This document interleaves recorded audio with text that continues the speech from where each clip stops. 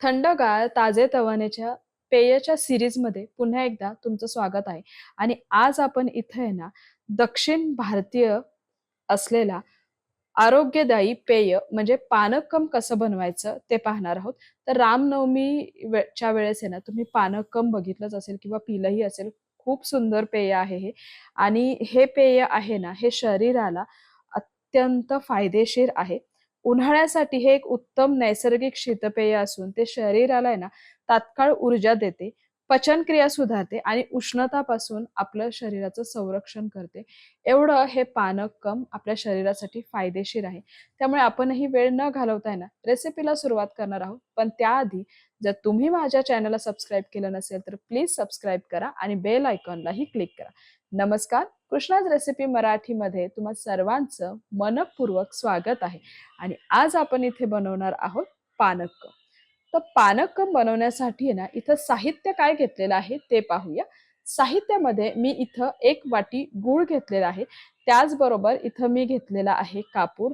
हा भीमसेनी कापूर आहे, जो खाण्यासाठी अत्यंत फायदेशीर असतो. त्याचबरोबर घेतलेला आहे सुंठ, वेलदोडे, काळी मिरी घेतलेली आहे. त्याचबरोबर इथे घेतलेली आहेत तुळशीची पानं आणि लिंबाचा रस. एक अख्ख्या लिंबाचा रस मी घेतलेला आहे. साहित्याचे प्रमाण खाली डिस्क्रिप्शन बॉक्समध्ये दिलेले आहे. आता सुरुवातीला आपण काय करणार आहोत, की हे जे वेलदोडे आणि काळी मिरी घेतलेली आहे ना, हे खलबत्त्यामध्ये आपण कुटून घेणार आहोत. तर ह्याची खूप फाईन पावडर नाही बनवायची. थोडंसं हे ओबड-धोबडच ठेवायचं. त्याच्यामुळे शक्य झालं तर कुटून घ्या. मिक्सरला जास्त बारीक वाटून घेऊ नका. मिक्सरला जर वाटणार असाल तर अगदी ओबड-धोबडच वापरा. म्हणजे ना, त्या पानक्कममध्ये ह्याची चव खूप छान लागते. जास्त बारीक पावडर वापरू नका. हे असं ओबड-धोबडच छान वाटतं. आता इथे बघा, इथे हे छान बारीक झालेलं आहे. मी तुम्हाला दाखवते. खूप जास्त बारीक पावडर नाही केलेली. जाडसरच आहे, भरडच आहे. आता हे एका बाउलमध्ये मी काढून घेणार आहे आणि पानक्कम बनवायला घेऊया. तर पानक्कम बनवण्यासाठी ना, इथे साधारणतः मी 3 ग्लास थंड पाणी घेतलेलं आहे. हे रेग्युलर माठाचं पाणी आहे. तुम्ही फ्रिजमधलं पाणी घेतलं तरी काही हरकत नाही. फक्त पाणी थंड वापरा. म्हणजे ते पानक्कम पिताना आहे ना, मजा छान येईल.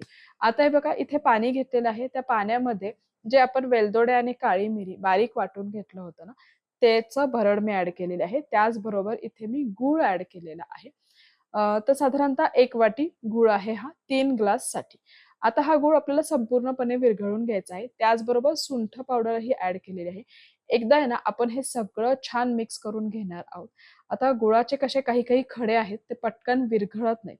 त्याच्यामुळे आपण काय करणार आहोत, की हे आहे ना, असं एकसारखं हलवून घेतल्यानंतर आहे ना, साधारणतः एक 10 मिनिटं आपण याला रेस्ट देऊया. 10 मिनिटं छान झाकून ठेवूया. म्हणजे गूळ आपोआप पाण्यामध्ये विरघळेल आणि एक छान असं पेय तयार होईल. तर इथे हे बघा, हे सगळं छान मिक्स झालेलं आहे. आता हे 10 मिनिटं मी झाकून ठेवणार आहे. 10 मिनिटांनंतर आपण बघूया. 10 मिनिटांनंतर तुम्ही बघू शकता आधीचा रंग बघा कसा होता आणि आत्ताचा बघा किती वेगळा आहे. छान डार्क रंग आलेला आहे आणि हे बघा सगळा गूळ संपूर्णपणे विरघळलेला आहे. असं 10 मिनिटं रेस्ट दिलं ना, गूळ पटकन विरघळतो आणि मस्त असं हे बघा आपलं हे पानकम आहे ना, हे रेडी झालेलं आहे. पण याच्यात आपल्याला अजूनही साहित्य घालायचं आहे. पण आता आपण काय करणार आहोत, की हे एकदा आहे ना गाळून घेणार आहोत. नाही गाळलं तरीही चालतं. पण गाळून घेतल्यामुळे काय होतं, की जे काही असं हे असं भरड वगैरे ते येत नाही. छान असं आपल्याला एक पेय तयार होतं. हे असंही पिलं तरीही चालतं. गाळून घ्या, काही हरकत नाही. आता इथे बघा गाळून घेतलेलं आहे मी. त्या बाउलमध्ये जरा भरपूर प्रमाण झालं तसं मी पुन्हा हा मोठा बाउल वापरलेला आहे. आणि त्यामध्ये ना सर्वात शेवटी मी लिंबाचा रस ॲड केलेला आहे आणि थोडीशी इथे मी तुळशीची पानंही ॲड करणार आहेत. त्याचबरोबर हा भीमसेनी कापूर अगदी थोडासा घ्यायचा आहे, खूप जास्त नाही. थोडासा भीमसेनी कापूर हातामध्येच आहे ना छान क्रश करून त्याची पावडर बनवायची आहे हातानेच आणि तो ॲड करायचा आहे. त्याचबरोबर तुळशीची पानं आणि सगळं छान मिक्स करायचं आहे. बरं, आता जर तुम्हाला हा देवाला प्रसाद म्हणून दाखवायचा असेल तर यात मीठ वापरू नका. असं जर पिणार असेल तर मीठ घाला. नाही घातलं तरीही चालतं. हे असंही खूप छान लागतं. तर इथे मस्तपैकी ना हे पानकम रेडी झालेलं आहे आणि हे मी ग्लासमध्ये भरून घेणार आहे. तर या उन्हाळ्यामध्ये ना शरीराला थंडावा देणारं हे पेय तुम्ही नक्की ट्राय करा. चव आहे ना खूप सुंदर लागते. मला पर्सनली ती खूप आवडते. मी रामनवमीला हे पानक मंदिरामध्ये पेलं होतं. म्हणूनच म्हटलं, की हे तुमच्याबरोबर शेअर करावं. कारण हे पिल्यानंतर आहे ना, इतकं छान मन असं आपलं ताजंतवानं होतं. मनालाही छान वाटतं आणि त्याचबरोबर हे आपल्या शरीरासाठी सुद्धा अत्यंत फायदेशीर आहे. त्याच्यामुळे ना, हे पानकं तुम्ही ना, या उन्हाळ्यामध्ये नक्की करून बघा आणि सगळ्यांना द्या हे म्हणजे तुमचे जर रिलेटिव्हज कोणी येणार असेल, नातेवाईक वगैरे, तर त्यांना सुद्धा असं आहे ना, बाहेरून आल्यानंतर जे ऊन आहे बाहेर आपण बघतो, की किती उन्हाचा तडाखा आहे. तर जेव्हा हे बाहेरून येतात ना, तेव्हा त्यांना असं हे पानक्कम प्यायला तेव्हा खूप छान वाटेल त्यांना सुद्धा आणि असंही तुम्ही रोज जरी हे पानक्कम घेतलं ना, तरीसुद्धा ते खूप छान आहे चवीला आणि फायदेशीर आहे.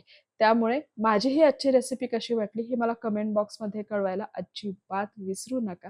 त्याचबरोबर माझ्या चॅनलला अजून सबस्क्राईब केलं नसेल तर प्लीज सबस्क्राईब करा, लाईक करा, शेअर करा आणि पुन्हा एकदा आहे ना अशाच वेगळ्या रेसिपीसाठी आपण परत भेटणार आहोत. तोपर्यंत खात राहा, आनंदी राहा आणि सेफ राहा.